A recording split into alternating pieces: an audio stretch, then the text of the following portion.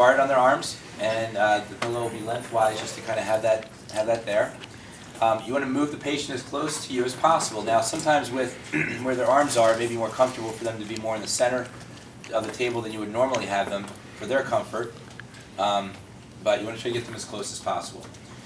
Even, this table height is almost perfect for me, right? Because I can really kind of get in here and do some of this. But depending on the size of the person, if I'm looking at trying to get a little bit more leverage, a lot of times I'll pull a stool over as well with this one, just to give me that little bit of extra leverage. And so what I'm going to do is show you several different ways as far as the hand contact. So the first, remember, is we can use the area just distal to the pisiform. That's my recommendation for examination and assessment because it's easier for me to perceive motion from that single point than 2 points or 2 thumbs trying to do the same thing. So from assessment, I think it's easiest to do it here, and then a lot of times I'll go right into the treatment.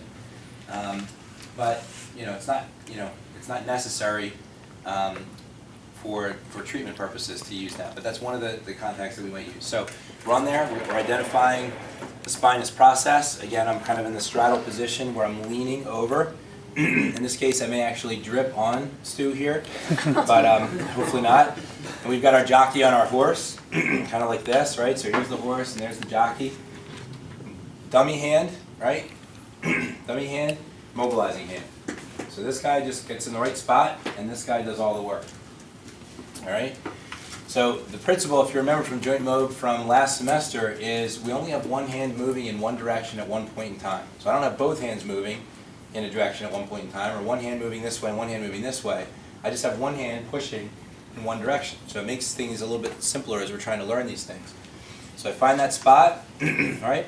I'm not doing CPR, right? But I'm in here, and I'm really kind of making contact. There's the jockey, right? And then I take up the slack first, just like we're water skiing. We take up the toe and the rope, and then once we're there, that's where we begin to elicit the force. So we can think about oscillations, we can think about progressive oscillations, we can think about holds, right? A lot of times it's difficult to perceive motion in there.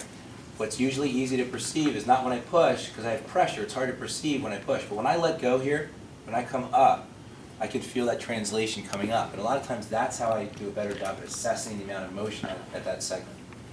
So if I'm on T9, let's say, and I'm pushing, I'm mobilizing the T9-10 segment, pushing T9 on T10. So as I'm doing an anterior glide, is that for flexion or for extension?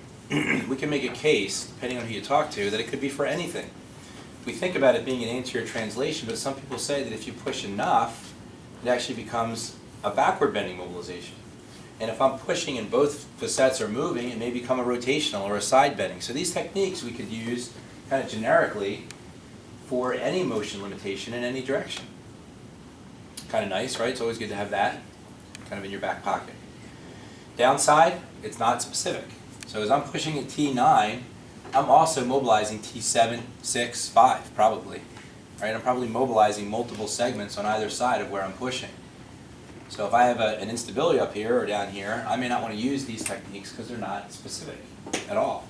We're not even making an attempt to block or lock or anything. They're not specific at all. Other hand contacts. So we've got this one that you could use. Patients, they don't like you pushing over their spinous processes all the time. Right? So sometimes people don't like that. It hurts. It's uncomfortable.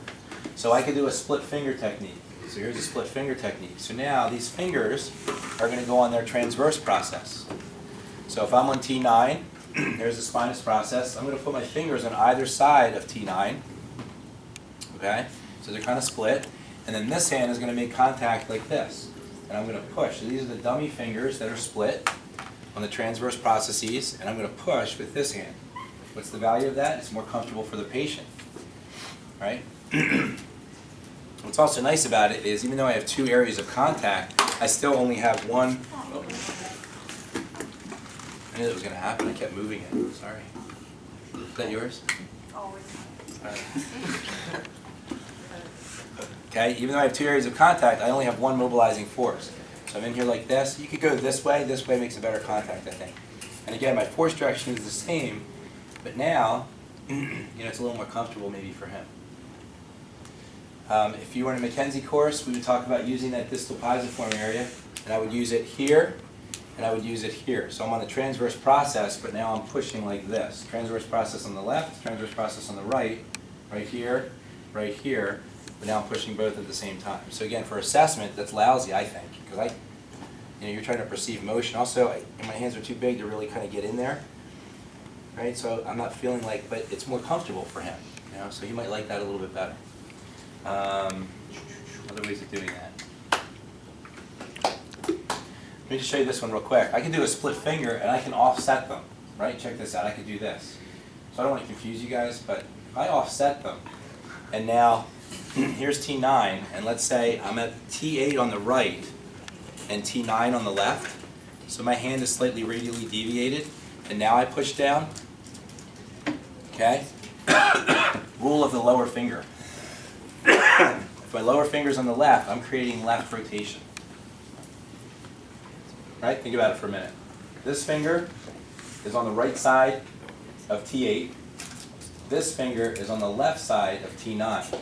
So if I push, you see how I'm creating a rotation of T8 to the left on T9? Don't worry about it. If I'm pushing, I can push with both on the same segment, or just think about, I might offset them a little bit. So one on a transverse on the top and the other on the transverse below in the same segment. And if I push the same exact way, with just those fingers offset, I might create a rotational force. Everybody kind of conceptually see that? Okay, we don't have to get fancy, but it's fun to get fancy sometimes. Right? So sometimes we do that and it just helps us with being able to really, kind of create more of a rotation. The thoracic spine gives us a lot of rotations. So that might be something we want to work toward. Okay, so different hand holds. We can also do a unilateral glide real quickly, and we feel the spinous process. My recommendation is to use your dummy thumb for this. Okay, so I feel the spinous, and then I come off the spinous, and I rub up and down. And what I'm trying to find is the spinous process, or the transverse process. So there it is right there. Okay, so that's my dummy thumb now, and I can use any one of various contacts. I can use my distal pisiform over the thumb to produce that, or most of the time I use my thumb. I can tell you that's going to beat up your thumb, but I do it because it feels the best to me. So I'm in here like this. So now that's the dummy thumb, and this is the mobilizing thumb, and I'm pushing down. But I'm on the transverse process, so I'm creating a rotation. Right? You can just come off with that distal pisiform on the transverse as well. It doesn't have to be the thumb. Okay, so tricentral, the way that we examined it, tricentral with the split fingers offset. Try unilateral. Unilateral just means we're off to the side, but we're doing the same force. It's still anterior with the thumb, dummy thumb, distal pisiform, dummy thumb with the thumb.